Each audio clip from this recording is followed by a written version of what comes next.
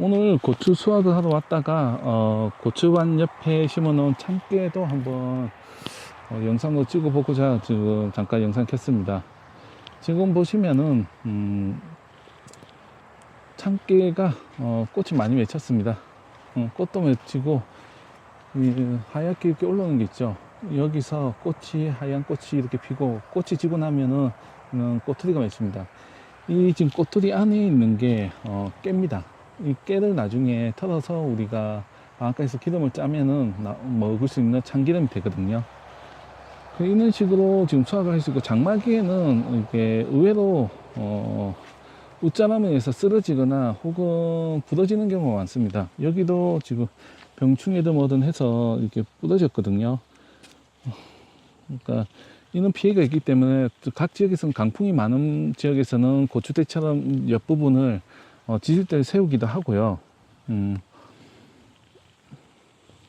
반대로 뭐 그냥 그대로 두는 경우도 있고요. 저희 같은 경우는 아무래도 좀 방풍잎처럼 되는 것도 있고 크게 많이 쓰러지지 않아서 지금 세우진 않았는데, 혹은 또 질소질이 많은 경우 얘네들이 커가면서 쓰러지는 경우가 많습니다. 그러니까 농사 짓기 전에 질소질 퇴비를 많이 접근했다고 하면은 지주대를 좀 박아 놓는 것을 추천을 드리고요. 그게 아니고 그냥 아무것도 뿌리지 않은 곳이라 하면은 그래도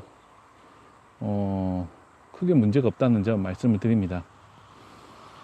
저는 이게 역병이나 아직 세균병이나 이렇게 든 건 없는데, 혹여 있는 잎에 전무늬처럼 하얀 반점이 생기고 하면은 그 세균병이니까 반드시 약제 살포를 하셔야 된다는 점 말씀을 드리고요. 그리고 참깨도 웬만하면 특별히 영양 익비를 준다고는 하진 않지만은, 그래도 간혹 이렇게 고온에 한 번씩 주면은 도움이 되니까 한 번씩 고추나 다른 작물 영양 익비 주실 때 한번 주시는 걸 추천을 드리겠습니다.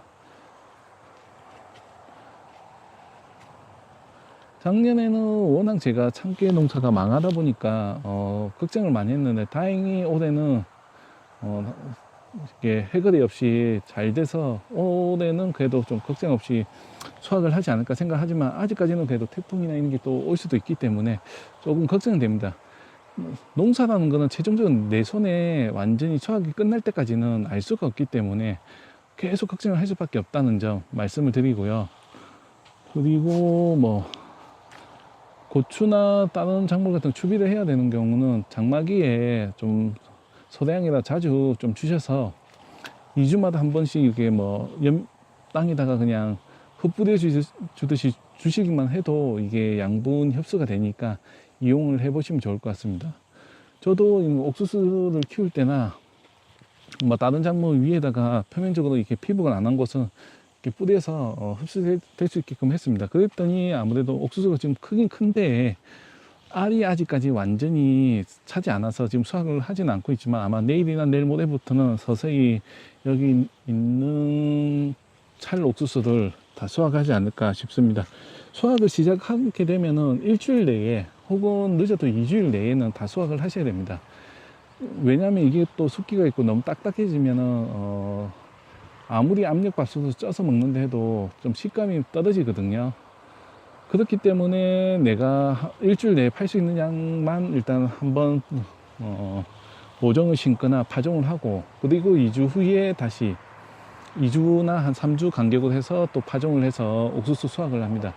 그래야지만 이게 다 소화가 되지, 안 그러면은 일부분 수확하는 동안에 판매가 안 돼서 이걸 못하는 경우도 많습니다. 물론 공판장으로 대량으로 낼 때는 상관이 없지만은 로컬 푸드 매장이나 내가 일부분 해서 판매를 하겠다 하면은 그 습기 조절을 잘 하셔야 된다는 점 말씀을 드리고요.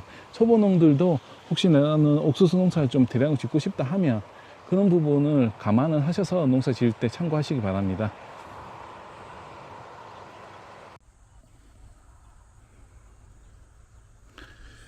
현재 이곳은 제가 재배를 하고 있는 참깨입니다. 지금 보시면은 밑에서부터 일정하게 달려서 올라가고 위에도 계속 꽃이 피고 있습니다.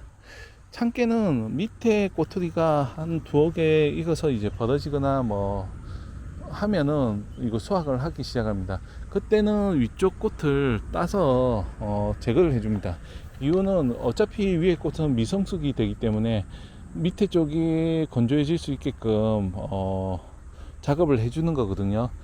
참깨 같은 경우는 이게 유한하서가 아니라 무한하서입니다. 그러니까 계속 꽃이 피고 열매가 맺히고 하기 때문에 쭉 큽니다. 지금 보시다시피 아무래도 양분이나 이런 거 많이 먹었기 때문에 키가 일정하게 쫙 올라갔습니다.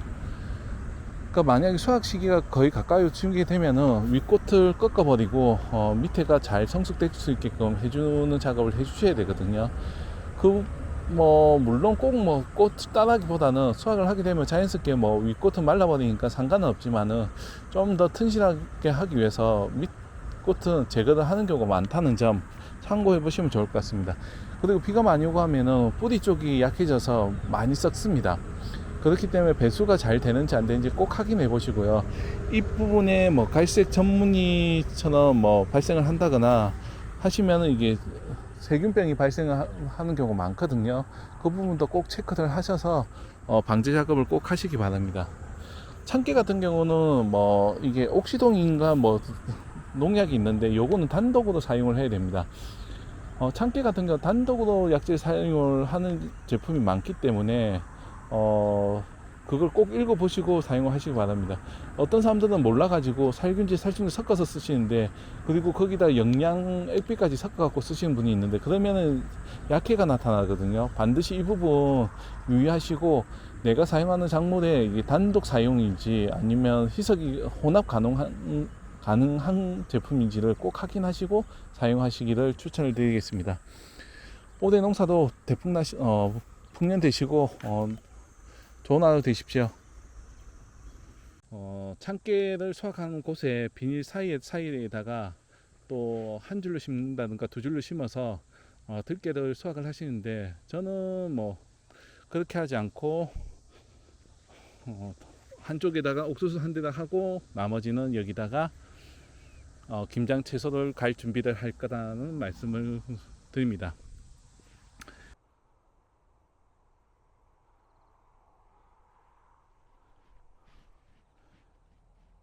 저희도 곧 있으면 이제 참깨를 수확할 시기가 됩니다. 보통 참깨 수확 시기는 밑에 꼬투리가 몇 개씩 이제 말라서 터지기 시작을 한다거나 혹은 이제 줄기가 말라가면은 수확을 하기 시작을 하는데요. 보시다시피 길다랗게 자랐습니다. 원 줄기 같은 경우는 거의 한 지금 1m 한 50 이상은 크게 자랐고요. 밑에부터 해서 종실이 충실하게 달렸습니다. 끝부분까지 지금 달려서 돼 있고요. 꽃도 거의 이제 계속 피고는 있지만은 이제는 피는 꽃은 크게 의미는 없거든요. 윗부분은 이제 만약에 종실이 찬다고 해도 그냥 쭉정이라고 하죠, 우리 표현할 때. 그러니까 튼실하지 않는 그냥 씨방울 차는 거라서 크게 의미는 없습니다. 이 참깨를 수확을 해서 그대로 두는 건 아니고, 잎을 나중에 수확을 할 때는 저희 같은 경우는 수작업을 하는데요. 대개 밑부분을 잘라서 길다랗게 나중에 묶을 겁니다. 특히 이때 중요한 거는 이는 잎을 다 떼고 수확을 할 건데요. 이유는 이 잎이 있으면은 이 종실이 아무데도 좀 건조되는데 좀 오래 걸리거든요. 물론 제거를 안 하고 해도 되지만은 만약에 잎이 좀 크다거나 하면은 제거를 하고 아무래도 건조를 시키면은 좀 더 빠르게 건조 작업을 할 수 있으니까 참고하시면 좋고요. 참깨 같은 경우는 제가 재배를 해보니까 확실히 보급종 종자를 구매를 해서 쓰는 게 가장 수확량 좋은 것 같습니다. 자가 채종해서 했을 때 물론 재배는 되는데, 이게 같은 곳에 재배를 하니까 아무래도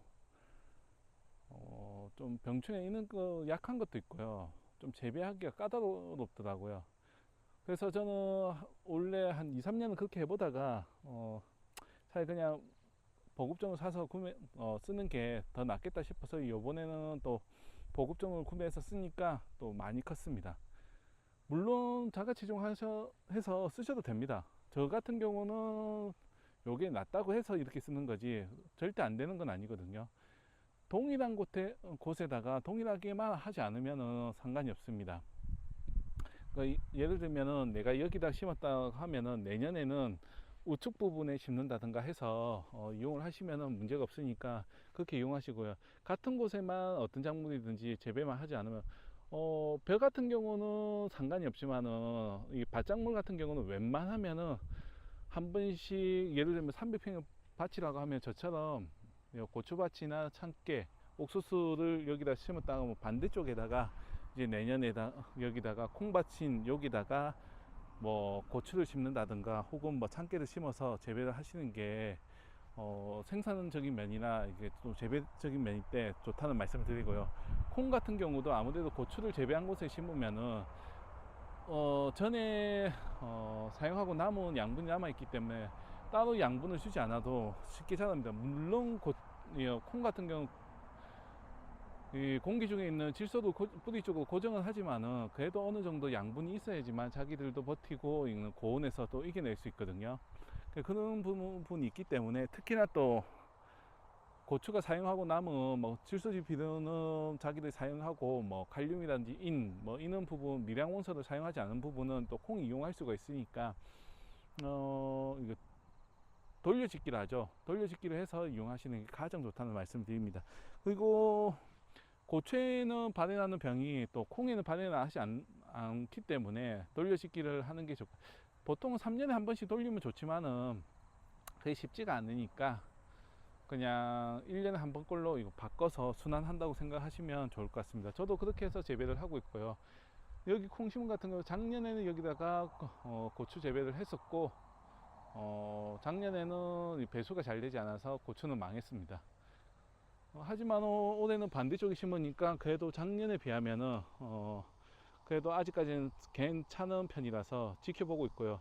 그래도 올해도 비가 많이 왔기 때문에 어쩔 수 없이 지금 역병인지 품많은 병인지 모르지만 지금 와서 씨들어 가는 것도 보입니다. 이 부분은 잘 체크해서 하면 좋을 것 같습니다. 다시 본론 돌아가서 참깨 같은 경우는 되게 수작업을 많이 하기 때문에 이렇게 이용하시면 좋고요. 요즘에는 기계화라고 해서 한아름인가 뭐 이게 품종이 또 있긴 하는데 양이 적더라고요.